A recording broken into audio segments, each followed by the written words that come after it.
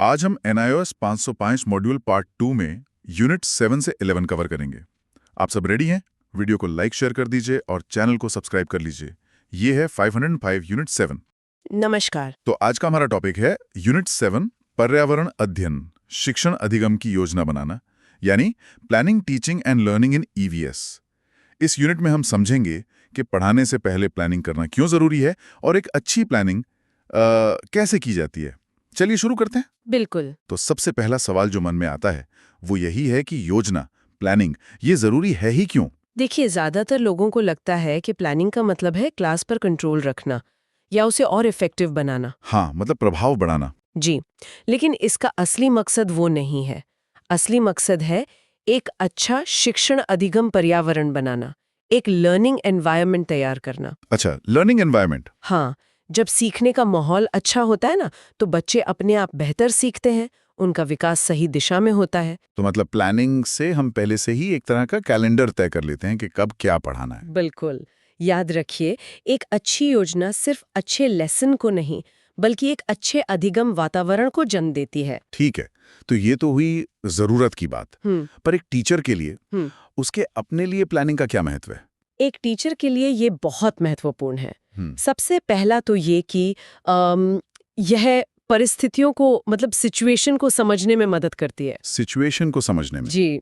दूसरा, पढ़ाते समय जो छोटी मोटी समस्याएं आती हैं ये उनसे निपटने में मदद करती है। अच्छा। और तीसरा, ये स्थिरता लाती है। स्थिरता? किस तरह की स्थिरता? तीनों चीजों में, विषय वस्तु यानी कंटेंट में, प्रक्रिया यानी प्रोसेस में, और परिणाम यानी आउटकम में एक कंसिस्टेंसी रहती है। समझ गया। और चौथा फायदा है कि आप पूर्वानुमान लगा सकते हैं। आप अंदाजा लगा सकते हैं कि क्लास कैसी जाएगी, बच्चे कहाँ सवाल पूछ सकते हैं। और एक और बात, अगर कोई योजना सफल हो जाती है तो उसे दोबारा भी इस्तेमाल किया जा सकता है ना? बिल्कुल, वो आपका एक टूल बन जाता है। एक सफल योजना का दोबारा उपयोग किया जा सकता है। ठीक है, तो अब ये समझते हैं कि एक अच्छी योजना बनाने के कदम क्या हैं, स्टेप्स क्या हैं। देखिए, सबसे पहला और सबसे जरूरी कदम है नो द चाइल्ड। बच्चे को जाने। हाँ, अपने बच्चों को और उनके सीखने के तरीके को जाने। हर बच्चा अलग होता है। ये तो बहुत जरूरी बात है। हम अक्सर कंटेंट से शुरू करते हैं, बच्चे से नहीं। सही कहा। दूसरा कदम है कंटेंट नॉलेज। जो विषय आप पढ़ा रहे हैं उस पर आपकी पकड़ अच्छी होनी चाहिए। और तीसरा? तीसरा है चैलेंजिंग टास्क्स। मतलब पाठ में बच्चों के लिए कुछ ना कुछ चुनौतीपूर्ण कार्य जरूर रखें ताकि उनका दिमाग चले। एग्जैक्टली। और इन चुनौतियों से बच्चों को एक तरह का पॉजिटिव रीइंफोर्समेंट मिलता है। जब वो उसे हल कर लेते हैं तो उनका आत्मविश्वास बढ़ता है। अच्छा, और क्या योजना एकदम पक्की होनी चाहिए? नहीं, बिल्कुल नहीं। ये पांचवा और बहुत जरूरी पॉइंट है फ्लेक्सिबिलिटी। योजना लचीली होनी चाहिए, पत्थर की लकीर नहीं। मतलब जरूरत पड़ने पर उसे बदला जा सके। जी। छठा कदम है स्पेसिफिक ऑब्जेक्टिव्स। विशिष्ट उद्देश्य तय करें। मतलब इस पाठ के बाद बच्चा असल में क्या सीखेगा। ठीक है, और हम ये कैसे जानेंगे कि उसने सीखा या नहीं? वही है सातवां कदम, असेसमेंट। आप पहले से सोचें कि आप कैसे पता लगाएंगे कि बच्चे ने सीखा या नहीं। कोई सवाल पूछेंगे, कोई एक्टिविटी कराएंगे। आठवां है रियल टाइमलाइन। मतलब काम पूरा करने के लिए एक वास्तविक समय सीमा बनाएं। और नौवां? आपने कहा था ये सबसे जरूरी है। हाँ, नौवां और सबसे जरूरी कदम है रिफ्लेक्शन। रिफ्लेक्शन यानी पुनर्विचार करना। जी, पाठ पढ़ाने के बाद रुक कर सोचना, खुद से पूछना क्या सही हुआ, क्या गलत हुआ, और अगली बार क्या सुधार कर सकता हूँ। ये आदत तो किसी भी टीचर को बेहतरीन बना सकती है। बिल्कुल। अब पाठ योजना बनाते समय कुछ खास दिशा निर्देश भी होंगे। जी। कुछ गाइडलाइंस। हाँ, कुछ बातें हैं जिनका खास ध्यान रखना चाहिए। पहला, ऑब्जेक्टिव्स फर्स्ट। सबसे पहले उद्देश्यों को तय करें कि आप हासिल क्या करना चाहते हैं। ठीक है। दूसरा, रियल लाइफ। बच्चों के वास्तविक जीवन के जो अनुभव हैं उनको पाठ में जरूर शामिल करें ताकि वो जुड़ा हुआ महसूस करें। जी। तीसरा है स्किल डेवलपमेंट। सिर्फ ज्ञान नहीं देना है, बच्चों में स्किल्स और वैल्यूज यानी कौशल और मूल्यों का विकास भी करना है। चौथा है डिस्कवरी। ऐसी गतिविधियां चुनें जिनसे बच्चों को खुद से खोज करने का, इंक्वायरी करने का मौका मिले। और पांचवा है कॉन्टेक्स्ट। बच्चे का जो सामाजिक संदर्भ है, उसका जो सोशल कॉन्टेक्स्ट है, उसे हमेशा केंद्र में रखें। बहुत बढ़िया। तो एक आदर्श पाठ योजना का प्रारूप कैसा दिखेगा? उसमें क्या क्या होना चाहिए? देखिए, एक अच्छी पाठ योजना में कुछ चीजें साफ साफ लिखी होनी चाहिए। जैसे कि पहला विषय, जैसे पर्यावरण अध्ययन, फिर शीर्षक यानी टाइटल, जैसे मानव निर्मित बनाम प्राकृतिक चीजें। ठीक है, सब्जेक्ट और टॉपिक। फिर आते हैं शिक्षण बिंदु यानी टीचिंग पॉइंट्स, जी। आप क्या क्या पढ़ाएंगे। और फिर अधिगम उद्देश्य यानी लर्निंग ऑब्जेक्टिव्स, बच्चे क्या सीखेंगे। इन दोनों में क्या फर्क है, टीचिंग पॉइंट्स और लर्निंग ऑब्जेक्टिव्स में? टीचिंग पॉइंट्स वो हैं जो आप करेंगे और लर्निंग ऑब्जेक्टिव्स वो हैं जो बच्चा कर पाएगा। फोकस बच्चे पर है। अच्छा। इसके बाद आती है प्रस्तावना यानी इंट्रोडक्शन, जहां आप टॉपिक को बच्चों के पुराने ज्ञान से जोड़ते हैं। और फिर आता है समस्या कथन, जहां से आप टॉपिक की असल शुरुआत करते हैं। और इसमें हमेशा गुणात्मक तरीकों का ही प्रयोग करना चाहिए, है ना? जी बिल्कुल, क्वालिटेटिव मेथड्स पर जोर देना चाहिए। आपने थोड़ी देर पहले रिफ्लेक्शन की बात की थी, उसी से जुड़ा एक कॉन्सेप्ट है फीडबैक लूप। ये सुनने में थोड़ा टेक्निकल लगता है, ये क्या है? ये बिल्कुल भी टेक्निकल नहीं है, बल्कि बहुत प्रैक्टिकल है। ये 4 स्टेप्स का एक साइकिल है। 4 स्टेप्स? हाँ, पहला प्लान, योजना बनाएं। दूसरा टीच, पढ़ाएं। तीसरा इवैल्यूएट, मूल्यांकन करें। और चौथा रीप्लान। रीप्लान मतलब मूल्यांकन के आधार पर सुधार करें। एग्जैक्टली। और जानते हैं इस लूप को पूरा क्या करता है? क्या? प्रतिदिन के नोट्स लिखना, हर क्लास के बाद 2 मिनट निकाल कर लिखना कि आज क्या हुआ। यही नोट्स आपकी अगली प्लानिंग का आधार बनते हैं। कमाल है, ये तो एक लगातार सीखने की प्रक्रिया है टीचर के लिए भी। बिल्कुल। अब ये जो योजना है, क्या ये कई तरह की हो सकती है समय के आधार पर? हाँ बिल्कुल, मुख्य रूप से 4 तरह की होती हैं। पहली है ईयरली प्लान यानी वार्षिक योजना। ये एक पूरी टाइमलाइन होती है कि अगस्त में क्या पढ़ाना है, सितंबर में क्या। ठीक है, पूरे साल का खाका। जी। दूसरी है यूनिट प्लान, इकाई योजना। इसमें एक पूरी यूनिट की प्लानिंग होती है जो कुछ हफ्तों तक चल सकती है। और तीसरी? तीसरी है डेली प्लान यानी प्रतिदिन की पाठ योजना, जो सबसे ज्यादा इस्तेमाल होती है। और चौथी आपने कही थी मौसमी योजना, सीजनल प्लान, ये क्या है? ये बहुत दिलचस्प है। ये योजना प्राकृतिक घटनाओं और मौसम के अनुसार होती है, जैसे बारिश के मौसम में जल संरक्षण पर पाठ पढ़ाना। ये तो ईवीएस के लिए एकदम परफेक्ट है। जी। अब ईवीएस में एक शब्द बार बार आता है, सहसंबंध यानी कॉरिलेशन। इसका क्या मतलब है? सहसंबंध का मतलब है जब आप एक टॉपिक पढ़ा रहे हो तो उसका संबंध दूसरे टॉपिक्स या विषयों से जोड़ें। अच्छा, क्यों? ताकि ज्ञान टुकड़ों में न मिले, बच्चों को दुनिया एक समग्र रूप में, होलिस्टिक वे में दिखे। कोई उदाहरण देकर समझाएंगी? जरूर। मान लीजिए टॉपिक है आश्रय यानी शेल्टर, तो आप इसे सिर्फ घरों के प्रकार बताकर खत्म न करें। तो फिर क्या करें? आप इसे निर्माण यानी कंस्ट्रक्शन से जोड़ सकते हैं कि घर कैसे बनता है। और फिर इसे परिवार यानी फैमिली से जोड़ सकते हैं कि घर में कौन रहता है। वाह, मतलब एक ही टॉपिक को विज्ञान और समाजशास्त्र दोनों से जोड़ दिया। जी। और इसका एक सबसे बेहतरीन उदाहरण है लद्दाख की चांगपा जनजाति की केस स्टडी। अच्छा। यहाँ टॉपिक है आश्रय। टीचर इसे चांगपा लोगों के खास टेंट से जोड़ता है जिसे रेबो कहते हैं। रिबो? हाँ। फिर इस रेबो को उन खास बकरियों से जोड़ा जाता है जिनसे पश्मीना ऊन मिलती है। अच्छा, वो मशहूर पश्मीना। जी। और फिर ये कहानी पश्मीना की बुनाई की कला से जुड़ जाती है। तो देखिए, बच्चा घर से शुरू करके उस जगह की संस्कृति, कला और अर्थव्यवस्था तक पहुंच गया। ये तो अद्भुत है।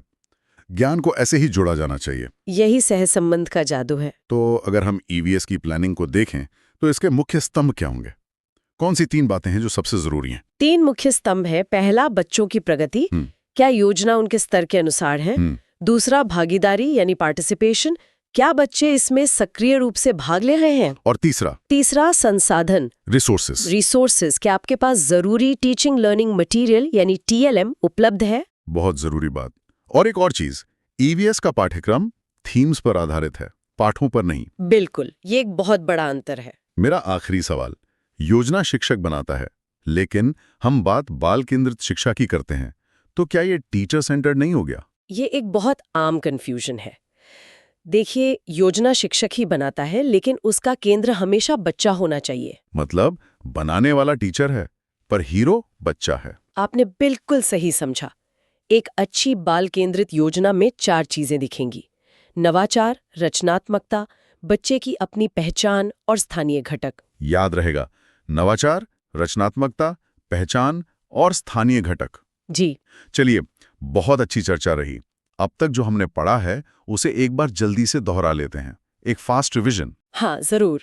तो पहली बात, योजना सिर्फ शिक्षण के लिए नहीं बल्कि एक अच्छा अधिगम पर्यावरण बनाने के लिए है। सही है। दूसरी बात, एक अच्छी योजना शिक्षक को आत्मविश्वास और स्थिरता देती है। बिल्कुल। तीसरी बात, योजना हमेशा लचीली यानी फ्लेक्सिबल होनी चाहिए। बहुत जरूरी। चौथा, फीडबैक लूप का मतलब है प्लान, टीच, इवैल्यूएट और रीप्लान, और इसे पूरा करते हैं हमारे डेली नोट्स। एकदम सही। और पांचवां, पाठ योजना का सबसे जरूरी और अंतिम चरण है चिंतन या पुनर्विचार यानी रिफ्लेक्शन। जी। और छठा, सहसंबंध का मतलब है विषयों को आपस में जोड़ना, जैसे आश्रय को परिवार या कला से जोड़ना। बहुत बढ़िया। चलिए अब एक छोटा सा सेल्फ टेस्ट हो जाए। मैं कुछ सवाल पूछूंगा। ठीक है। प्रश्न 1, समय रेखा यानी टाइमलाइन किस योजना को कहते हैं? ए, दैनिक योजना, बी, वार्षिक योजना या सी, इकाई योजना? इसका सही जवाब है बी, वार्षिक योजना। बिल्कुल सही। प्रश्न 2, चांगपा जनजाति के टेंट का नाम क्या है? ए, इग्लू, बी, रेबो या सी, हाउसबोट? ये तो आसान है, बी, रेबो। सही जवाब। प्रश्न 3, ईवीएस योजना में किस पर ध्यान देना चाहिए? ए, केवल पुस्तक पर, बी, स्थानीय संसाधनों पर या सी, रटने पर? जाहिर है बी, स्थानीय संसाधन। बहुत अच्छे। और आखिरी सवाल, प्रश्न 4, प्रतिदिन नोट्स लिखने से क्या पूरा होता है? ए, सिलेबस, बी, फीडबैक लूप या सी, रजिस्टर? इसका सही जवाब है बी, फीडबैक लूप। बिल्कुल सही। बहुत अच्छे। ये था NIOS 505 यूनिट 7 का कंप्लीट एक्सप्लेनेशन। अगर वीडियो हेल्पफुल लगी हो तो लाइक और शेयर जरूर करिए। चलिए नेक्स्ट यूनिट 8 की शुरुआत करते हैं।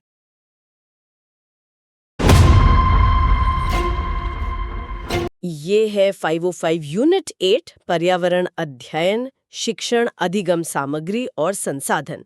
चलिए क्लास स्टार्ट करते हैं। जी, तो आज का हमारा जो विषय है वो इस बारे में है कि हम बच्चों को सिखाने के लिए सिर्फ किताबों पर निर्भर ना रहें। हाँ, मतलब क्लासरूम की 4 दीवारों के बाहर जो असली दुनिया है उसको पढ़ाई का हिस्सा कैसे बनाया जाए। बिल्कुल। तो सबसे पहला और बुनियादी सवाल यही है कि ये अधिगम संसाधन या लर्निंग रिसोर्स आखिर होता क्या है? सुनने में तो ये थोड़ा किताबी सा शब्द लगता है। पर इसका मतलब बहुत आसान है। कोई भी चीज, मतलब कोई भी वस्तु, कोई व्यक्ति, कोई जगह जो बच्चों को कुछ भी सीखने में मदद करे, वो एक अधिगम संसाधन है। अच्छा। इसका एक ही मकसद है कि जो पाठ हम पढ़ा रहे हैं वो और ज्यादा प्रभावी और ज्यादा असरदार बन जाए। तो ये एक तरह से शिक्षक के लिए औजार हुए, जैसे शब्दकोश या नक्शा। हाँ, बिल्कुल सही। ये शिक्षक के हाथ में टूल्स की तरह है, और ये कुछ भी हो सकते हैं। अगर आप बच्चों को पौधों के बारे में पढ़ा रही हैं तो स्कूल का बगीचा एक बहुत अच्छा संसाधन है। शायद किताब से भी बेहतर। कई मामलों में हाँ, क्योंकि बगीचे में बच्चे पौधे को छू सकते हैं, उसकी पत्तियों को महसूस कर सकते हैं। ये एक प्रैक्टिकल अनुभव है। ठीक है, तो अब सवाल ये उठता है कि ये संसाधन कितने तरह के हो सकते हैं? देखिए, मुख्य रूप से इन्हें 6 भागों में बांटा गया है और हम एक एक करके इन सभी को समझेंगे। 6 प्रकार। ठीक है, चलिए फिर एक एक करके इनको समझते हैं। तो सबसे पहले हम बात करते हैं सामुदायिक संसाधनों की, यानी कम्युनिटी रिसोर्सेज। सामुदायिक मतलब जो हमारे समुदाय या समाज से जुड़े हों? जी, इसका मूल विचार ये है कि समुदाय का हर व्यक्ति महत्वपूर्ण है और हर किसी के पास कोई ना कोई खास हुनर या ज्ञान होता है। जैसे कि माता-पिता, कोई दुकानदार, डॉक्टर, किसान या कोई शिल्पकार। अच्छा, तो हम इन्हें क्लास में बुला सकते हैं? बिल्कुल। सोचिए, आपको बच्चों को फसलों के बारे में पढ़ाना है, तो आप किसी किसान को क्लास में बुला सकती हैं। वो जब अपने अनुभव से चीजें बताएंगे तो उसका असर बच्चों पे ज्यादा गहरा होगा। यहाँ तक कि हमारे घर के बड़े बुजुर्ग भी एक संसाधन हुए, है ना? उनके पास तो अनुभवों का खजाना होता है। आपने बिल्कुल सही पकड़ा। वो एक बहुत ही महत्वपूर्ण सामुदायिक संसाधन है। ठीक है, तो ये तो हुई लोगों की बात। अब अगला प्रकार कौन सा है? अगला है संस्थागत या स्थानीय संसाधन, इंस्टीट्यूशनल रिसोर्सेज। इसमें सभी सार्वजनिक स्थान और सरकारी संस्थाएं आती हैं। अच्छा, जैसे डाकघर, बैंक या अस्पताल। हाँ, और यहाँ एक बहुत जरूरी फर्क है। समुदाय का मतलब है लोग और संस्था का मतलब है स्थान। ये एक बहुत महत्वपूर्ण बात है। मतलब अस्पताल एक संस्था है, पर वहाँ काम करने वाला डॉक्टर एक सामुदायिक संसाधन है। एकदम सही। और इन जगहों का सबसे अच्छा इस्तेमाल होता है बच्चों को भ्रमण या फील्ड ट्रिप पर ले जाकर। ठीक है, तो हमने समुदाय और संस्था की बात कर ली, अब आगे? अब आते हैं उन संसाधनों पर जो हमें सीधे प्रकृति से मिलते हैं, यानी प्राकृतिक संसाधन। जैसे नदी, जंगल, पहाड़। जी, नदी, जंगल, तालाब, हवा, मिट्टी, सूरज, ये अपने आप में एक बहुत बड़ा खुला हुआ क्लासरूम है। और क्लास में इनका इस्तेमाल कैसे करें? क्या बच्चों को बस बाहर ले जाकर दिखाना है? नहीं, यहीं पर शिक्षक की भूमिका आती है। वो बच्चों को अवलोकन करना यानी ऑब्जर्व करना सिखाते हैं। मतलब बच्चों से कहा जा सकता है कि अलग अलग तरह के पत्ते या पत्थर इकट्ठा करें और फिर क्लास में आकर उन पर चर्चा करें। इससे बच्चों में सवाल पूछने की आदत विकसित होती है। ये दिलचस्प है। ठीक है, तो अब अगला संसाधन कौन सा है? अब हम बात करेंगे मीडिया संसाधनों की, और ये 2 तरह के होते हैं, प्रिंट मीडिया और इलेक्ट्रॉनिक मीडिया। बिल्कुल। प्रिंट मीडिया में आते हैं समाचार पत्र जैसे द हिंदू या दैनिक जागरण और अलग अलग पत्रिकाएं। इनसे बच्चे क्या सीख सकते हैं? बहुत कुछ। अखबारों की कतरन से कोलाज बना सकते हैं, किसी महत्वपूर्ण व्यक्ति की जीवनी पढ़ सकते हैं। इससे बच्चों में वैज्ञानिक दृष्टिकोण भी विकसित होता है। और इलेक्ट्रॉनिक मीडिया में जैसे टेलीविजन और रेडियो? हाँ, टीवी पर डिस्कवरी या नेशनल ज्योग्राफिक जैसे चैनल बहुत उपयोगी हैं, और रेडियो भी बहुत महत्वपूर्ण है। रेडियो? हाँ, वो कैसे? रेडियो पर एक खास कार्यक्रम आता है, ज्ञान भारती, जो पूरी तरह से शिक्षा से जुड़ा हुआ है, और मनोरंजन के लिए विविध भारती तो है ही। ठीक है, तो ये मीडिया की बात हो गई, अब टेक्नोलॉजी की बात करते हैं। जी, हमारा अगला संसाधन है प्रौद्योगिकी संसाधन यानी टेक्नोलॉजी रिसोर्सेज। अच्छा, पर विज्ञान और प्रौद्योगिकी में क्या कोई फर्क है? हाँ, एक बहुत ही अहम फर्क है। विज्ञान का मतलब है ज्ञान, और तकनीकी या टेक्नोलॉजी का मतलब है उस ज्ञान का व्यावहारिक उपयोग या एप्लीकेशन। कोई उदाहरण देकर समझाएंगे? जरूर। जैसे आप मोबाइल फोन से जानवरों की आवाज रिकॉर्ड कर सकती हैं, ये टेक्नोलॉजी का इस्तेमाल है। या फिर कैमरे से फोटो और वीडियो बनाना। गूगल मैप से लोकेशन ढूंढना भी इसी में आएगा। बिल्कुल। सीडी, प्रोजेक्टर, इंटरनेट, ये सब प्रौद्योगिकी संसाधन ही हैं जो हमें पूरी दुनिया से जोड़ते हैं। ठीक है, अब आखिरी प्रकार कौन सा बचा? हमारा छठा और आखिरी प्रकार है मानव निर्मित संसाधन, मैन मेड रिसोर्सेज। मतलब वो सारी चीजें जो इंसानों ने बनाई हैं, जैसे कुर्सी, मेज, पेंसिल। हाँ, रोजमर्रा की चीजों से लेकर बेकार सामान तक। बेकार सामान जैसे रद्दी कागज या खाली बोतलें? खास तौर पर वही। इसमें बेस्ट आउट ऑफ वेस्ट की गतिविधि बहुत महत्वपूर्ण है। मतलब बेकार चीजों से कुछ नया और उपयोगी बनाना। जैसे सोलर कुकर का मॉडल बनाना। जी, इससे बच्चों में रचनात्मकता और समस्या को सुलझाने का कौशल विकसित होता है। तो हमने ये 6 तरह के संसाधन समझ लिए। अब इन सबको स्कूल में व्यवस्थित कैसे रखा जाए? बहुत अच्छा सवाल है। इसके लिए कॉन्सेप्ट है विद्यालय संसाधन केंद्र का, यानी स्कूल रिसोर्स सेंटर। ये एक तरह का स्टोर रूम हुआ। स्टोर रूम से कुछ ज्यादा।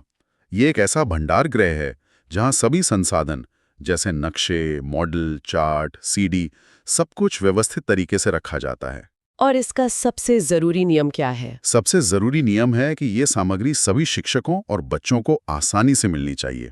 एक्सेसिबिलिटी। अच्छा, और यहाँ कुछ रिकॉर्ड या अभिलेख भी रखे जाते हैं? हाँ, कुछ बहुत जरूरी रिकॉर्ड जैसे विद्यार्थी प्रोफाइल, गांव का प्रोफाइल और उस इलाके के पेड़ पौधों यानी वनस्पति का प्रोफाइल। गांव का प्रोफाइल, वो क्यों? ताकि शिक्षक बच्चों को उनके अपने माहौल, उनकी अपनी दुनिया के उदाहरणों से सिखा सकें। इससे पढ़ाई ज्यादा प्रासंगिक लगती है। ये सारी बातचीत हमें एक ही बिंदु पर वापस लाती है कि शिक्षक की भूमिका क्या है। बिल्कुल। इन सभी संसाधनों के साथ शिक्षक की भूमिका एक सुगमकर्ता यानी फैसिलिटेटर की हो जाती है। शिक्षक बच्चों को केवल रटाना नहीं, बल्कि उनमें विषय के प्रति रुचि और जिज्ञासा जगाना है। और इसके लिए वो अलग-अलग तरीके अपना सकता है, जैसे प्रदर्शनी लगाना या चर्चा करवाना। जी, बच्चों के बनाए मॉडल की प्रदर्शनी लगाना, अखबार के मुद्दों पर बहस करवाना, ये सब तरीके बच्चों में क्रिटिकल थिंकिंग को बढ़ाते हैं। तो चलिए इस पूरी चर्चा को जल्दी से दोहरा लेते हैं। जरूर। अगर मैं कहूँ डाकघर और बैंक, तो ये किस तरह के संसाधन है? ये संस्थागत संसाधन है क्योंकि ये स्थान है। और डॉक्टर या किसान? वो सामुदायिक संसाधन है क्योंकि वो लोग हैं। एक शैक्षिक कार्यक्रम है। और जब हम विज्ञान के नियमों का व्यवहारिक उपयोग करते हैं तो उसे क्या कहते हैं? उसे तकनीकी या टेक्नोलॉजी कहते हैं। ठीक है। और छात्रों और गांव का प्रोफाइल कहाँ रखा जाना चाहिए? विद्यालय संसाधन केंद्र में। एक आखिरी सवाल, माता पिता को क्लास में अपने अनुभव साझा करने के लिए बुलाना, ये किसका उदाहरण है? ये सामुदायिक संसाधन का एक बेहतरीन उदाहरण है। बहुत अच्छे से सब कुछ स्पष्ट हो गया। निचोड़ यही है कि दुनिया ही सबसे बड़ा क्लासरूम है। बिल्कुल, और एक अच्छा शिक्षक जानता है कि इस क्लासरूम के हर कोने में छिपे ज्ञान को बच्चों तक कैसे पहुंचाना है। ये था NIOS 505 यूनिट 8 का कंप्लीट एक्सप्लेनेशन। अगर वीडियो हेल्पफुल लगी हो तो लाइक और शेयर जरूर करिए। चलिए नेक्स्ट यूनिट 9 की शुरुआत करते हैं।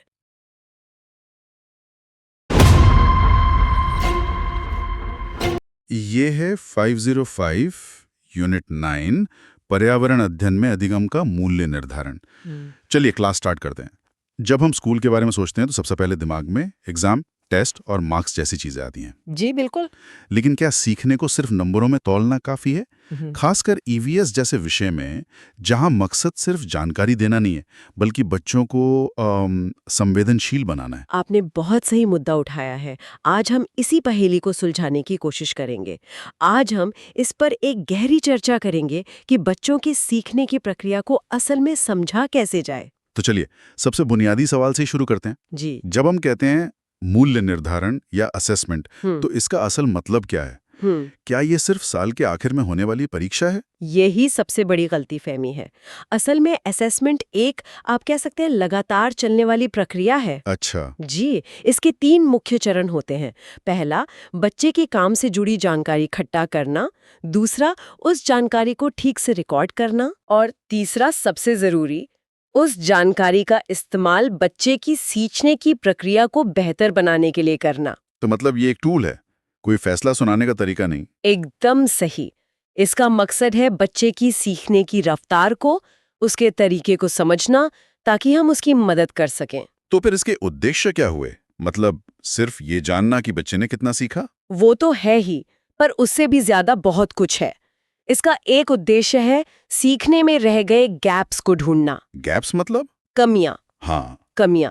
फिर बच्चे को फीडबैक देना, उसे आगे सीखने के लिए मोटिवेट करना और सही रास्ता दिखाना। इसमें क्वांटिटेटिव मतलब नंबर तो है ही, पर क्वालिटेटिव यानी उसने कैसे सीखा, ये ज्यादा जरूरी है। ये तो सुनने में कुछ डॉक्टर के काम जैसा लग रहा है। बिल्कुल। पहले बीमारी का पता लगाओ और फिर उसका इलाज करो। आपने बहुत अच्छी तुलना की है। मूल्य निर्धारण का एक बहुत बड़ा उद्देश्य यही है, निदान और निर्देशन। निदान और निर्देशन? हाँ, निदान यानी डायग्नोसिस का मतलब है समस्या की जड़ तक पहुंचना। ये पता लगाना कि बच्चे को कोई चीज समझने में दिक्कत कहाँ आ रही है। अच्छा, मतलब कोई पुरानी गलतफहमी है या वो किसी कॉन्सेप्ट को समझ नहीं पा रहा है? जी।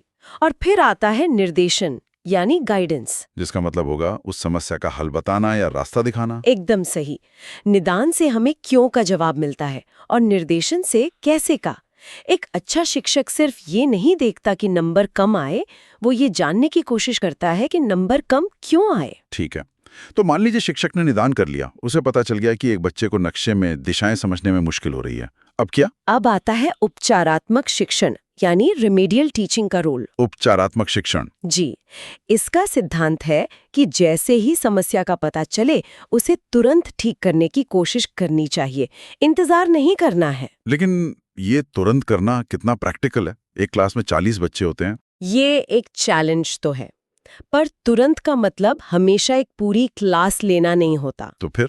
कभी-कभी बस 2 मिनट में बच्चे के पास जाकर उसकी कॉपी पे एक छोटा सा डायग्राम बनाना हो सकता है, या कोई मजेदार एक्टिविटी देना। मुद्दा यह है कि समस्या को बढ़ने नहीं देना है। अब ये बात समझ में आई। अब हम EVS की बात कर रहे हैं, तो इसमें क्या जांचा जाता है? ये गणित या विज्ञान जैसा तो नहीं है? बहुत अच्छा सवाल है।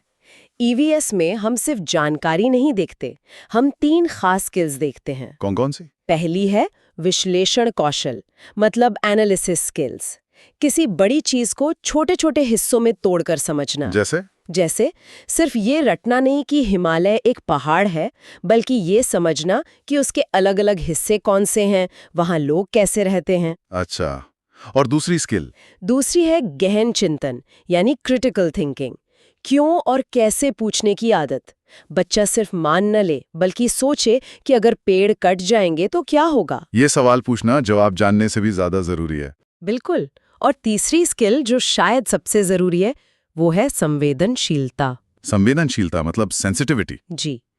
क्या बच्चा अपने आसपास के माहौल, जानवरों और दूसरे इंसानों के प्रति सहानुभूति रखता है?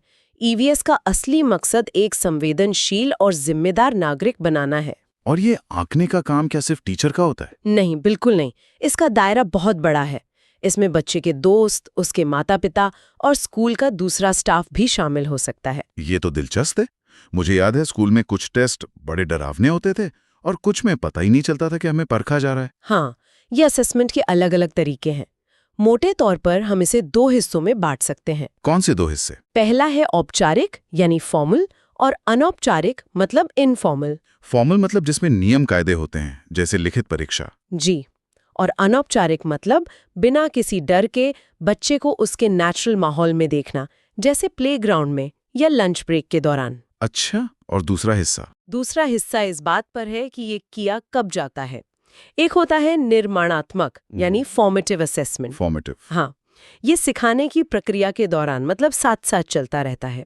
इसका मकसद ग्रेड देना नहीं बल्कि दिक्कतों को पहचानना और उन्हें तुरंत ठीक करना है। तो जो हमने उपचारात्मक शिक्षण की बात की थी वो इसी का हिस्सा है। बिल्कुल। और दूसरा होता है संकलनात्मक यानी समेटिव असेसमेंट। ये तो वो होगा जो साल के आखिर में होता है, जिसका रिजल्ट कार्ड बनता है। सही। इसका मकसद होता है ये देखना कि एक तय समय के बाद बच्चे ने कुल कितना सीखा। दोनों जरूरी हैं, लेकिन सीखने में असल मदद फॉर्मेटिव असेसमेंट से ही मिलती है। ठीक है, तो ये तो हुए इसके प्रकार। पर एक अच्छे टेस्ट या असेसमेंट की पहचान क्या है? इसके कुछ पैमाने हैं। सबसे पहला है वैधता यानी वैलिडिटी। वैलिडिटी मतलब आप जो जांचना चाहते हैं टेस्ट वही जांचे। अगर आप बच्चे की हैंडराइटिंग देखना चाहते हैं तो सवालों का मुश्किल होना जरूरी नहीं है। तब अगर उसी टेस्ट को कोई दूसरा टीचर भी चेक करे तो नंबर लगभग उतने ही आने चाहिए। सही। और तीसरा है न्याय संगत यानी फेयरनेस, कि टेस्ट किसी के साथ भेदभाव न करे। और चौथा है लचीलापन मतलब फ्लेक्सिबिलिटी। अच्छा, फ्लेक्सिबिलिटी मतलब जरूरत पड़ने पर उसमें थोड़ा बदलाव किया जा सके। हाँ। पर इसमें एक सवाल है, अगर आप एक बच्चे के लिए टेस्ट को बदलते हैं तो क्या वो दूसरों के साथ न्याय संगत रह जाता है? ये बहुत प्रैक्टिकल सवाल है। लचीलेपन का मतलब ये नहीं कि आप सवाल ही बदल दें। इसका मतलब हो सकता है कि किसी बच्चे को सवाल समझने के लिए थोड़ा ज्यादा समय दे दिया जाए, या शायद बोलकर जवाब देने की इजाजत दे दी जाए। बिल्कुल। मकसद बच्चे को फायदा पहुंचाना नहीं बल्कि उसके रास्ते की रुकावट को हटाना है, ताकि उसकी असली काबिलियत सामने आ सके। ये बहुत अहम बात है। पर अभी तक हमने जो भी बात की उसमें टीचर ही मुख्य भूमिका में है। क्या कोई ऐसा तरीका है जिसमें बच्चे खुद शामिल हों?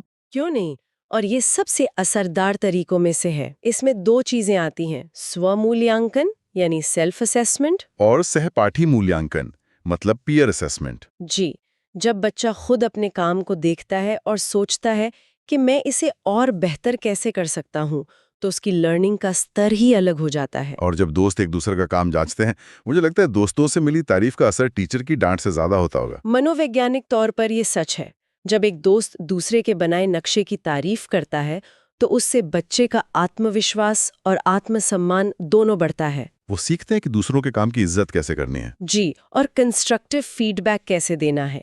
ये एकेडमिक ज्ञान से कहीं बड़ा सामाजिक कौशल है। इसी सामाजिक पहलू से जुड़ा एक और शब्द था उन दस्तावेजों में, समाजमिति, सोशियोमेट्री। ये क्या चीज है? ये शब्द जितना मुश्किल लगता है, इसका कॉन्सेप्ट उतना ही दिलचस्प है। इसे जेल मोरेनो ने विकसित किया था।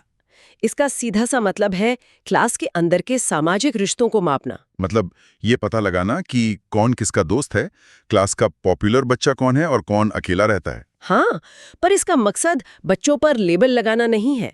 इसका मकसद है शिक्षक को क्लास की सोशल डायनामिक समझाना, ताकि वो उस बच्चे की मदद कर सकें जो अकेला रहता है। बिल्कुल। वो ऐसी एक्टिविटीज करा सकते हैं जिससे वो बच्चा दूसरों से घुले मिले। ये उन एकांत मतलब इंट्रोवर्ट बच्चों की पहचान और मदद करने का एक बहुत वैज्ञानिक तरीका है। ठीक है, अब जब इतनी सारी जानकारी इकट्ठी हो रही है तो शिक्षक इसे याद कैसे रखता है? इसका कोई रिकॉर्ड भी तो बनता होगा। जरूर बनता है। मुख्य रूप से 2 तरह के रिकॉर्ड होते हैं। पहला है एनेक्डोटल रिकॉर्ड। Anecdotal record? हाँ, ये किसी एक खास घटना का छोटा सा ब्यौरा होता है। जैसे आज खेल के मैदान में रिया ने गिरे हुए बच्चे को उठाया। बस इतनी सी एक घटना। एक तरह की डायरी एंट्री जैसी। बिल्कुल। और जब साल भर के ऐसे कई सारी छोटी छोटी घटनाएं इकट्ठी हो जाती हैं तो उनसे बनता है संचयी रिकॉर्ड यानी क्यूम्युलेटिव रिकॉर्ड। अच्छा, क्यूमुलेटिव रिकॉर्ड। जी, ये बच्चे का साल भर का लेखा जोखा होता है। ये सिर्फ नंबर नहीं दिखाता, बल्कि बच्चे के व्यवहार, उसकी रुचियों और उसके पूरे व्यक्तित्व के विकास की एक तस्वीर पेश करता है। ये सब तरीके बहुत अच्छे हैं, लेकिन बच्चों को सबसे ज्यादा पसंद आता है कुछ करना, कुछ बनाना, मतलब प्रोजेक्ट वर्क। करके सीखना यानी लर्निंग बाय डूइंग से बेहतर कुछ नहीं है। प्रोजेक्ट वर्क इसी पर काम करता है। और इसकी सबसे अच्छी बात यह है कि इसका विषय बच्चों की रोजमर्रा की जिंदगी से जुड़ा होता है। जी, जैसे अपने इलाके में पानी की बर्बादी को कैसे रोकें। इससे वो सिर्फ किताबी बातें नहीं सीखते, बल्कि असल जिंदगी की समस्याओं को हल करना सीखते हैं। और साथ ही टीम में काम करना, एक दूसरे की बात सुनना, ये सब भी सीखते हैं। बिल्कुल। प्रोजेक्ट वर्क का सबसे बड़ा मकसद ही स्कूली शिक्षा को असल दुनिया से जोड़ना है। आखिर में एक सवाल मेरे मन में आ रहा है। हर क्लास में कुछ बच्चे होते हैं जो हर सवाल का जवाब देने के लिए तैयार रहते हैं, कुछ चुपचाप सुनते हैं और कुछ अपनी ही दुनिया में खोए रहते हैं। हाँ, इस भागीदारी के अंतर को कैसे समझा जाए? भागीदारी के आधार पर हम बच्चों को 3 श्रेणियों में देख सकते हैं। पहले है सक्रिय यानी एक्टिव बच्चे, जो सवाल पूछते हैं, चर्चा में हिस्सा लेते हैं। और दूसरे हैं निष्क्रिय यानी पैसिव बच्चे। जी, जो सुनते सब कुछ है, मान भी लेते हैं, पर खुद से कोई पहल नहीं करते। और तीसरे वो जो रुचि ना लेने वाले, मतलब डिसइंटरेस्टेड हैं, जिन्हें कोई फर्क नहीं पड़ता। हाँ, एक शिक्षक के लिए इन तीनों तरह के बच्चों को पहचानना बहुत जरूरी है, क्योंकि सबसे अच्छा सीखना तभी होता है जब भागीदारी सक्रिय हो। तो कुल मिलाकर असेसमेंट एक आईना है, एक ऐसा आईना जो सिर्फ बच्चे को नहीं बल्कि शिक्षक को भी उसकी शिक्षण प्रक्रिया दिखाता है। आपने पूरी चर्चा का सार एक लाइन में कह दिया। बिल्कुल।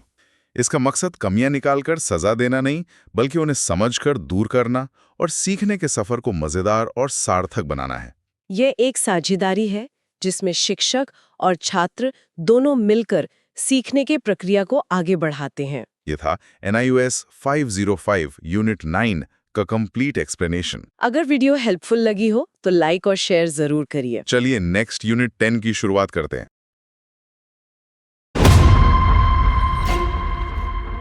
ये है 505 यूनिट 10 पर्यावरण अध्ययन में अधिगम का मूल्य निर्धारण। चलिए क्लास स्टार्ट करते हैं। आज का हमारा टॉपिक है मूल्य निर्धारण की अवधारणा यानी कि कॉन्सेप्ट ऑफ असेसमेंट। हाँ, तो सबसे पहले ये समझना जरूरी है कि मूल्य निर्धारण का मतलब तुलना या कंपैरिजन करना बिल्कुल नहीं है। बिल्कुल, हम बच्चों को एक दूसरे से कंपेयर नहीं करते। तो फिर इसका लक्ष्य क्या है? इसका गोल है ये देखना, ये विश्लेषण करना कि बच्चा कोई भी काम करने में कितना योग्य है। हाँ, वो कहाँ तक सीख पाया है। अच्छा, तो ये एक तरह से बच्चे की प्रोग्रेस को ट्रैक करना हुआ। हाँ बिल्कुल, मूल्य निर्धारण का एक बहुत जरूरी काम है बच्चे की प्रगति की जांच करना और उसे फीडबैक यानी पुनर्निवेश देना। मतलब मकसद बच्चे में सुधार लाना है, उसे जज करना नहीं। एग्जैक्टली, जैसा कि एग्जाम टिप में भी है, मूल्य निर्धारण सीखने के लिए होता है, जिसे हम कहते हैं असेसमेंट फॉर लर्निंग। और यहीं पे वो दो जरूरी कॉन्सेप्ट्स आते हैं, है ना? अधिगम का मूल्यांकन और अधिगम के लिए मूल्यांकन। हाँ, असेसमेंट ऑफ लर्निंग और असेसमेंट फॉर लर्निंग सुनने में काफी एक जैसे लगते हैं, पर इनमें बहुत बड़ा फर्क है। तो पहले अधिगम का मूल्यांकन की बात करते हैं। ये क्या है? देखिए, जब हम किसी टूल, किसी उपकरण से बच्चे की जानकारी या रिकॉर्ड इकट्ठा करते हैं, तो वो होता है अधिगम का मूल्यांकन। अच्छा, मतलब जैसे फाइनल एग्जाम का रिपोर्ट कार्ड। बिल्कुल, ये सम्मेटिव यानी योगात्मक होता है। मतलब ये कोर्स या टर्म के बिल्कुल अंत में होता है। और इसका काम होता है बच्चे की परफॉर्मेंस के बारे में दूसरों को रिपोर्ट करना, जैसे पेरेंट्स को रिपोर्ट कार्ड देना। सही। अब आते हैं दूसरे पर, अधिगम के लिए मूल्यांकन पर। ये अलग कैसे है? जब हम उस रिकॉर्ड की गई सूचना के आधार पर आगे की प्लानिंग करते हैं, तो वो अधिगम के लिए मूल्यांकन कहलाता है। मतलब ये रिमीडियल टीचिंग या उपचारात्मक शिक्षण के लिए। हाँ, अगर बच्चे को कोई चीज समझ नहीं आई, तो हम उसे सिखाने का अपना तरीका बदलते हैं। इसका उदाहरण है बच्चे की लर्निंग में और इम्प्रूवमेंट लाना। समझ गया। तो एक तरह से एक है रिपोर्ट कार्ड और दूसरा है सुधार का प्लान। बिल्कुल सही समझे। और इन सब के लिए हमें उपकरण और तकनीक की जरूरत पड़ती है। हमारा अगला टॉपिक भी यही है, उपकरण और तकनीक में अंतर। ये दोनों शब्द अक्सर एक दूसरे की जगह इस्तेमाल होते हैं, लेकिन इनमें एक बहुत बेसिक सा फर्क है। पहले है तकनीक यानी टेक्निक। ये एक प्रक्रिया है, एक प्रोसेस है। आसान शब्दों में कहें तो? आसान शब्दों में टूल को इस्तेमाल करने का जो तरीका है वही तकनीक है। और टूल यानी उपकरण? उपकरण एक यंत्र या इंस्ट्रूमेंट है। इसके जरिए हम आंकड़े या डेटा इकट्ठा करते हैं। तो सिंपल फॉर्मूला ये हुआ कि टेक्निक एक प्रक्रिया है और टूल एक साधन है। एकदम सही। तो फिर एक अच्छे टूल में, एक अच्छे उपकरण में क्या-क्या विशेषताएं होनी चाहिए? देखिए, एक अच्छे टूल में 4 मुख्य बातें होनी चाहिए। जी। पहली है वैधता यानी वैलिडिटी। इसका मतलब है कि जिस उद्देश्य के लिए टूल बना है उसे वही मापना चाहिए, कुछ और नहीं। अच्छा। दूसरी? दूसरी है विश्वसनीयता यानी रिलायबिलिटी। मतलब अगर हम बार बार मापें तो रिजल्ट, जो परिणाम है, वो लगभग समान रहना चाहिए। ठीक है। और तीसरी? तीसरा है कि वो संतुलित हो, बैलेंस्ड हो। उसमें प्रश्न आसान से कठिन की तरफ जाने चाहिए। और चौथी और आखिरी विशेषता? मितव्ययता यानी इकोनॉमिकल। मतलब उसे बनाने और इस्तेमाल करने में कम समय और कम खर्च लगना चाहिए। प्रैक्टिकल होना चाहिए। इसमें ये आइटम्स के 2 प्रकार भी बताए गए हैं, प्रत्यक्ष और अप्रत्यक्ष। हाँ, प्रत्यक्ष यानी डायरेक्ट, जिसमें सीधे सवाल पूछे जाते हैं, जैसे 5 फलों के नाम बताओ। और अप्रत्यक्ष? अप्रत्यक्ष यानी इनडायरेक्ट, जिसमें किसी कहानी या किसी संदर्भ से उत्तर ढूंढना होता है, जैसे कहानी में आए फलों के नाम छांटिए। ठीक है, तो चलिए अब मूल्यांकन की अलग-अलग तकनीकों पर बात करते हैं। टॉपिक नंबर 4 है मौखिक तकनीक। Oral techniques. इसके प्रकार हैं जैसे मौखिक प्रश्नोत्तर हो गए, वाद विवाद यानी डिबेट हो गया। नाटक, ड्रामा और डिस्कशन भी इसी में आते हैं। हाँ, इसके फायदे तो साफ हैं। बच्चों के कम्युनिकेशन स्किल्स का विकास होता है। और टीचर को तुरंत फीडबैक मिल जाता है। बिल्कुल। और बच्चों की तर्क शक्ति, उनकी रीजनिंग का भी पता चलता है। लेकिन इसकी कुछ सीमाएं भी तो होंगी। हाँ, कमियां भी हैं। सबसे बड़ी कमी है कि इसका कोई लिखित रिकॉर्ड नहीं बन पाता। और ये व्यक्तिपरक, मतलब सब्जेक्टिव भी तो हो सकता है। जांचने वाले पर बहुत कुछ निर्भर करता है। सही कहा। और इससे बच्चे की गहरी सोच की जांच करना थोड़ा मुश्किल हो जाता है। ठीक है, तो अगली तकनीक है लिखित तकनीक, जिसमें सबसे पहले आता है निबंधात्मक, ऐसे टाइप। हाँ, इसकी मुख्य विशेषता है विस्तृत उत्तर, जिसमें विचारों की पूरी अभिव्यक्ति होती है। इसके फायदे क्या हैं? सबसे बड़ा फायदा है बच्चे को मिलने वाली स्वतंत्रता।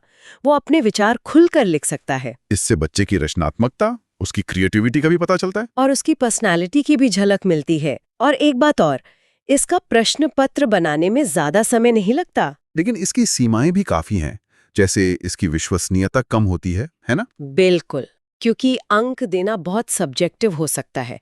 एक ही उत्तर पर 2 टीचर अलग-अलग मार्क्स दे सकते हैं। और कॉपी जांचने में तो बहुत ज्यादा समय लगता है। हाँ, और ये पूरे सिलेबस को भी कवर नहीं कर पाता। आप कुछ ही सवाल पूछ सकते हैं। इसी की काट के लिए शायद वस्तुनिष्ठ प्रश्न यानी ऑब्जेक्टिव टाइप प्रश्न आए। सही। ये 2 तरह के होते हैं। एक स्मरण करने योग्य यानी रिकॉल बेस्ड, जिसमें याद की हुई जानकारी बतानी होती है, जैसे रिक्त स्थान भरो। और दूसरे होते हैं पहचानने योग्य यानी रिकग्निशन बेस्ड। इसमें दिए गए विकल्पों में से सही उत्तर पहचानना होता है। अच्छा, जैसे MCQ, ट्रू फॉल्स या मिलान करो। हाँ, जैसे एक सवाल है, हवा में नाइट्रोजन 78% है, ये सत्य है या असत्य? ये पहचान पर आधारित प्रश्न है। तो अब इन वस्तुनिष्ठ प्रश्नों के लाभ और हानि पर आते हैं। इसका सबसे बड़ा लाभ है हाई रिलायबिलिटी। विश्वसनीयता बहुत ज्यादा होती है। जवाब या तो 100% सही होगा या गलत। और इससे पूरा सिलेबस कवर हो जाता है। हाँ, फुल कवरेज। और जांचने में भी बहुत कम समय लगता है। लेकिन इसकी हानियां भी हैं। सबसे बड़ी तो है गेसवर्क, मतलब बच्चे तुक्का लगा सकते हैं। बिल्कुल। और इनका निर्माण बहुत कठिन होता है। अच्छे प्रश्न बनाने में बहुत समय लगता है। और इससे बच्चे के मौलिक विचारों का तो पता ही नहीं चलता। सही कहा। अब हमारा 7वां टॉपिक है निष्पादन परीक्षण यानी परफॉर्मेंस टेस्ट्स। ये क्या होता है? इसकी परिभाषा है बच्चे द्वारा किसी कार्य को वास्तविक रूप में करके दिखाना। अच्छा, मतलब प्रैक्टिकल। हाँ, इसका फोकस कौशल यानी स्किल और प्रक्रिया यानी प्रोसेस पर होता है। ये तो डायरेक्ट ऑब्जर्वेशन पर आधारित हुआ। बिल्कुल। और इसके लिए एक अनुभवी परीक्षक, एक एक्सपीरियंस्ड एग्जामिनर की जरूरत होती है। इसमें एक जरूरी बात यह भी है कि ये विधि महंगी और समय लेने वाली है, लेकिन किसी भी कौशल को जांचने के लिए सर्वश्रेष्ठ है। बिल्कुल। अगला टॉपिक है अवलोकन तकनीक यानी ऑब्जर्वेशन टेक्निक। ये तो एक गुणात्मक यानी क्वालिटेटिव तकनीक है। हाँ, इसका कॉन्सेप्ट है चीजों को एक उद्देश्य, एक पर्पस के साथ देखना। ये सिर्फ देखना नहीं है, बल्कि बारीकी से जांचना है। इसके लिए जो टूल इस्तेमाल होता है उसे अवलोकन शेड्यूल कहते हैं, है ना? जी, इसमें हम बच्चे के व्यवहार, उसकी रुचि और सहयोग जैसी चीजों को नोट करते हैं। हम देखते हैं कि क्या बच्चा ग्रुप में काम कर रहा है या नहीं। ठीक है। हमारा 9वां टॉपिक है क्रम निर्धारण मान यानी रेटिंग स्केल। इसका उपयोग किसी स्थिति या व्यवहार की तीव्रता, उसकी इंटेंसिटी मापने के लिए होता है, या फिर किसी की राय जानने के लिए। जैसे 3 पॉइंट स्केल या 5 पॉइंट स्केल। हाँ, 3 पॉइंट में हो सकता है सहमत, तटस्थ, असहमत, और 5 पॉइंट में बहुत अच्छा, अच्छा, औसत, खराब, बहुत खराब। इसका रियल लाइफ उदाहरण तो YouTube वीडियो की रेटिंग हो गई।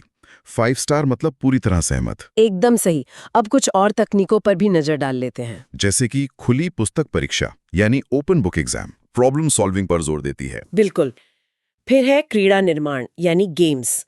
इसमें खेल खेल में मूल्यांकन किया जाता है, और युगल या समूह कार्य यानी ग्रुप वर्क भी है, जिससे बच्चों में सहयोगात्मक भावना यानी कोऑपरेशन की जांच होती है। तो अब आखिर में ईवीएस मूल्यांकन से जुड़ी कुछ ध्यान रखने योग्य बातें जान लेते हैं। हाँ, सबसे पहली बात है इन्वॉल्वमेंट, मतलब बच्चा हर गतिविधि में शामिल हो। दूसरा है वैरायटी, केवल एक तरीका नहीं बल्कि अलग अलग तकनीकों का प्रयोग करें। तीसरा चाइल्ड सेंटर्ड, हर बच्चे की क्षमता अलग होती है, इसका ध्यान रखें। चौथा है कंटेक्स्ट, यानी मूल्यांकन को स्थानीय परिवेश से जोड़ें। और पांचवा और सबसे जरूरी पॉजिटिव, मूल्यांकन कमियां निकालने के लिए नहीं बल्कि सुधार के लिए होना चाहिए। चलिए, तो अब इस यूनिट का एक फास्ट रिवीजन करते हैं कुछ वन लाइनर्स के साथ। जरूर।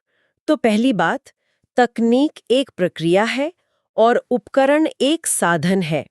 दूसरी, निबंधात्मक प्रश्नों में विश्वसनीयता कम होती है। तीसरी, वस्तुनिष्ठ प्रश्न बनाने में समय अधिक लगता है पर जांचने में कम। चौथा, अवलोकन का अर्थ है उद्देश्य के साथ देखना। पांचवा, रेटिंग स्केल व्यवहार की तीव्रता मापता है। छठा, मूल्य निर्धारण का उद्देश्य तुलना करना नहीं है। सातवां, खुली पुस्तक परीक्षा रटने की नहीं, खोजने की क्षमता जांचती है। और आठवां, MCQ पहचान यानी रिकग्निशन आधारित होते हैं। ये था NIOS 505 यूनिट 10 का कंप्लीट एक्सप्लेनेशन। अगर वीडियो हेल्पफुल लगी हो तो लाइक और शेयर जरूर करिए। चलिए नेक्स्ट यूनिट 11 की शुरुआत करते हैं। ये है 505 यूनिट 11, बच्चों की प्रगति का आकलन और रिपोर्टिंग। चलिए क्लास स्टार्ट करते हैं। जी। तो सबसे पहले हम यही समझते हैं कि ये जो रिपोर्टिंग है, इसका असल उद्देश्य क्या है, हम ये सब करते ही क्यों हैं? ये सबसे जरूरी सवाल है। देखिए, मूल्यांकन या असेसमेंट का सिर्फ एक मकसद होना चाहिए, सुधार, इम्प्रूवमेंट। सुधार। हाँ। अगर हम एक बच्चे का टेस्ट लेते हैं, उसे ग्रेड्स देते हैं, लेकिन उस जानकारी का इस्तेमाल उसकी मदद करने के लिए नहीं करते, तो वो पूरी मेहनत बेकार है। मतलब वो बस एक नंबर बनकर रह जाता है। बिल्कुल।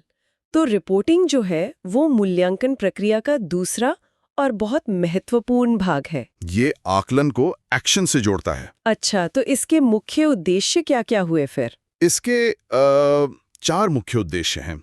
पहला तो है फीडबैक देना। फीडबैक किसको? बच्चों को, उनके अभिभावकों को और खुद टीचर को भी। अच्छा, टीचर को भी, ये जरूरी है। हाँ। दूसरा उद्देश्य है बच्चे की उपलब्धि और उसकी प्रगति के बारे में बताना, एक रिकॉर्ड रखना। ठीक है। तीसरा और शायद सबसे जरूरी, सीखने में जो कमियां रह गई हैं, जो गैप्स हैं, उन्हें पहचानना और फिर उन्हें सुधारना।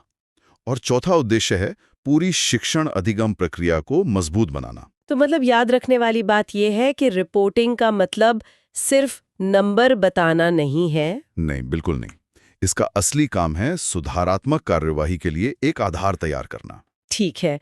अब जब हमें उद्देश्य समझ आ गया है, तो ये देखते हैं कि रिपोर्टिंग के तरीके क्या-क्या हैं। जी, इसके कई तरीके हो सकते हैं। सबसे आम तो शायद रिपोर्ट कार्ड ही है। हाँ, रिपोर्ट कार्ड सबसे आम है। उसके अलावा प्रमाण पत्र मतलब सर्टिफिकेट्स भी होते हैं। और आजकल तो टेक्नोलॉजी भी है। बिल्कुल, इलेक्ट्रॉनिक रिपोर्टिंग बहुत आम हो गई है, जैसे ईमेल से रिपोर्ट भेजना या स्कूल के पोर्टल पर अपलोड करना। लेकिन सबसे असरदार तरीका कौन सा है? मेरे हिसाब से सबसे असरदार तरीका है व्यक्तिगत बैठक, मतलब पीटीएम, पेरेंट टीचर मीटिंग। हाँ, क्योंकि उसमें बातचीत हो सकती है। एकदम।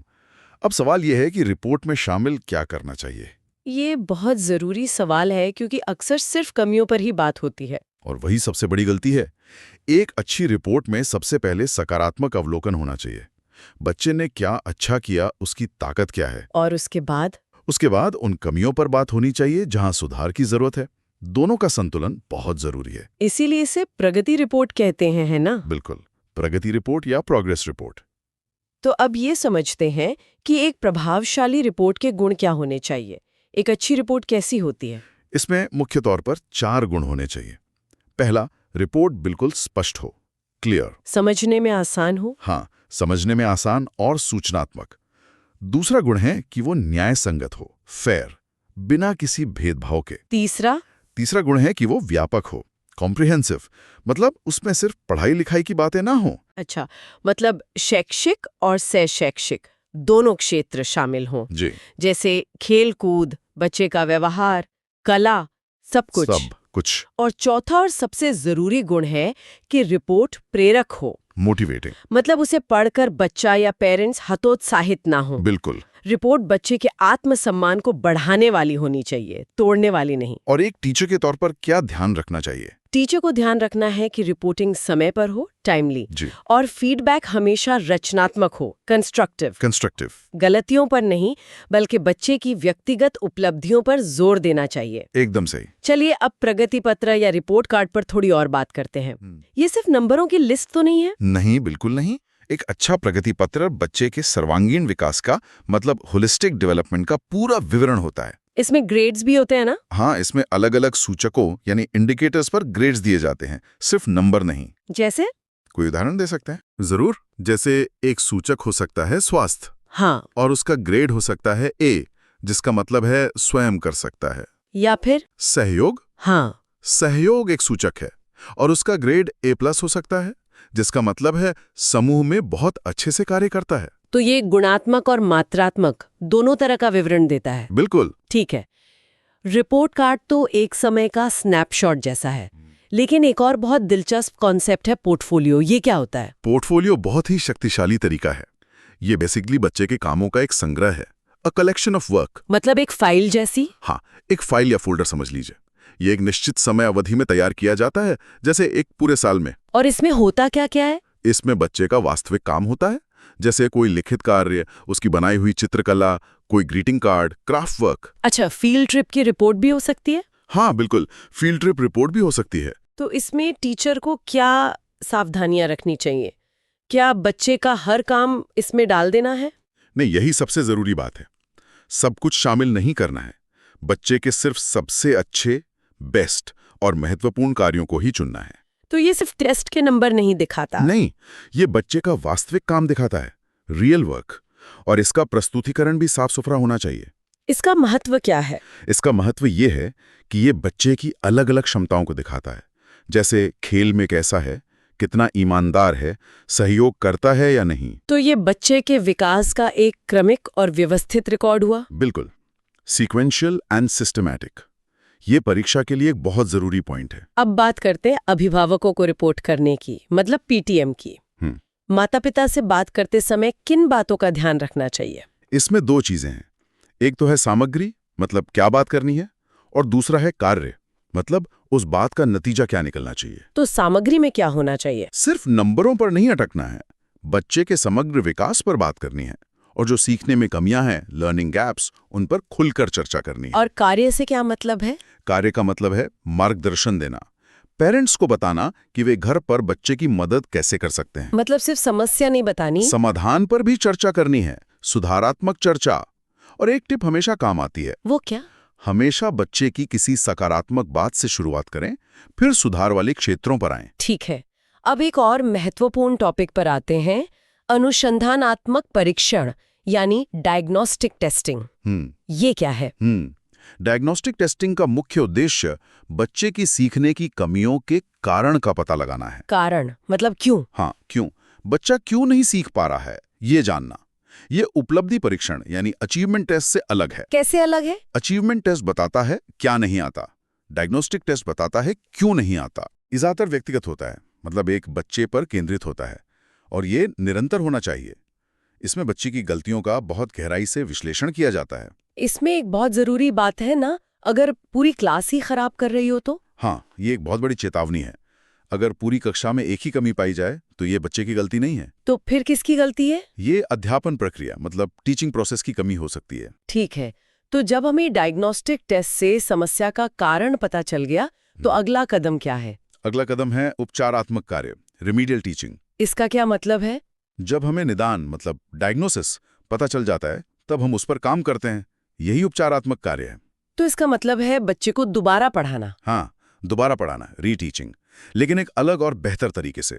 इसके तरीके क्या हो सकते हैं? कई तरीके हैं, जैसे निर्देश छोटे और सरल रखने चाहिए या फिर वैकल्पिक गतिविधियां करवानी चाहिए। जैसे पढ़ने के बजाय उसी चीज को चित्र या नाटक के जरिए समझाना, या किसी मुश्किल काम को छोटी छोटी इकाइयों में बांट देना। अच्छा, मान लीजिए किसी बच्चे को काम शुरू करने में ही कठिनाई होती है, तो उसे कुछ संकेत, कुछ क्लूज दे सकते हैं, या काम शुरू करने से पहले उस पर चर्चा कर सकते हैं। और अगर किसी को ग्रुप वर्क में समस्या हो तो उस बच्चे की भूमिका को स्पष्ट करें, उसे नेतृत्व का मौका भी दे सकते हैं। और अगर कोई बच्चा अरुचि दिखाए, मतलब उसे इंटरेस्ट ही ना हो, तो पढ़ाने के तरीके में विविधता लाएं, जैसे चार्ट, मॉडल या प्रोजेक्ट्स का इस्तेमाल करें। समझ गया। तो ये पूरी प्रक्रिया एक साइकिल जैसी है, और इस सब के केंद्र में है फीडबैक। तो रचनात्मक प्रतिपुष्टि या कंस्ट्रक्टिव फीडबैक कैसा होना चाहिए? एक अच्छे फीडबैक में 3 गुण जरूर होने चाहिए। क्या है वो 3 गुण? पहला, वो तुरंत मिलना चाहिए, इमीडिएट, काम के फौरन बाद। देर से दिए गए फीडबैक का असर कम हो जाता है। बिल्कुल। दूसरा, वो विशिष्ट होना चाहिए, स्पेसिफिक, मतलब ये बताएं कि क्या सही था और क्या गलत। सिर्फ अच्छा या बुरा कहना काफी नहीं है। और तीसरा गुण है कि वो सहायक हो, हेल्पफुल, मतलब वो सिर्फ गलती न बताए बल्कि उसे सुधारने का तरीका भी सुझाए। और प्रशंसा का क्या रोल है इसमें? प्रशंसा बहुत जरूरी है। इसे पुनर्बलन या रीइंफोर्समेंट कहते हैं। जब भी बच्चा कुछ अच्छा करे उसकी तारीफ जरूर करनी चाहिए। तो फीडबैक का मुख्य उद्देश्य बच्चे को बेहतर बनाना है, उसे हतोत्साहित करना नहीं है। एकदम सही। चलिए, अब अंत में परीक्षा के लिए कुछ महत्वपूर्ण बिंदुओं का एक तेजी से रिवीजन कर लेते हैं। जी बिल्कुल। तो पहला पॉइंट, रिपोर्टिंग का लक्ष्य शिक्षण अधिगम में सुधार करना है। सही। दूसरा, पोर्टफोलियो बच्चे के सर्वश्रेष्ठ और वास्तविक कार्यों का संग्रह है। तीसरा, अनुसंधानात्मक परीक्षण अधिगम अंतराल के कारणों को खोजता है। बिल्कुल। और चौथा, उपचारात्मक शिक्षण हमेशा निदान यानी डायग्नोसिस के बाद किया जाता है। और आखिरी, फीडबैक स्पष्ट, समय पर और सुधारात्मक होना चाहिए। ये 5 बिंदु बहुत महत्वपूर्ण हैं। इसके अलावा कुछ और जरूरी बातें? हाँ, कुछ वन लाइनर्स हैं जो बहुत काम आ सकते हैं। जैसे मूल्यांकन रिपोर्ट कोई बच्चे की प्रगति रिपोर्ट कहा जाता है। ठीक है। और अगर पूरी कक्षा का प्रदर्शन खराब है तो शिक्षण विधि में सुधार की जरूरत है। ये बहुत जरूरी पॉइंट है। और उपचारात्मक शिक्षण हमेशा निदानात्मक परीक्षण के बाद ही आता है। और प्रभावी फीडबैक विशिष्ट और तुरंत होना चाहिए। और पोर्टफोलियो बच्चे की व्यक्तिगत प्रगति को ट्रैक करने में बहुत मदद करता है। बहुत बढ़िया। मुझे लगता है कि हमने इस यूनिट के सभी पहलुओं को कवर कर लिया है। हाँ, लगभग सभी महत्वपूर्ण बिंदुओं पर बात हो गई है। ये था NIOS 505 यूनिट 11 का कंप्लीट एक्सप्लेनेशन। अगर वीडियो हेल्पफुल लगी हो तो लाइक और शेयर जरूर करिए। ये था मैराथन पार्ट 2 यूनिट 7 से 11, और PDF की जो साथी बोल रहे हैं उपलब्ध नहीं हो पाए भी समय की कमी के कारण। चलिए मिलते हैं नेक्स्ट मैराथन क्लास में। Take care.